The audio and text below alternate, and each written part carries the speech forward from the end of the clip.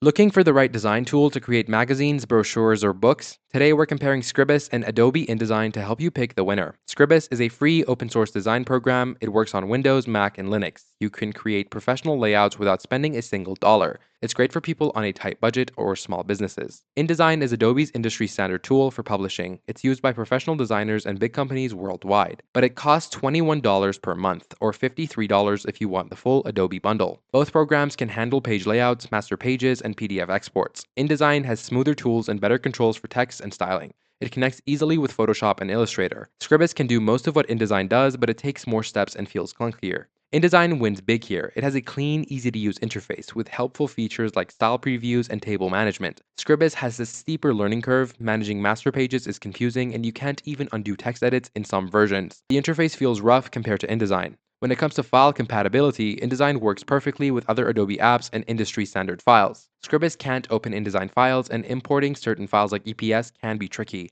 If you work with clients or printers using InDesign, Scribus creates problems. InDesign has official support, tons of tutorials, and a huge user base. Scribus relies on community forums and wikis. Help is harder to find. For professionals, agencies, or anyone collaborating with others, InDesign is the clear winner. It's faster, more powerful, and industry standard. But if you're a student, hobbyist, or working solo on a budget, Scribus gets the job done for free. Your choice depends on your needs and wallet. That's it for this video, guys. Let me know which one you choose in the comments below, and I'll see you in the next one.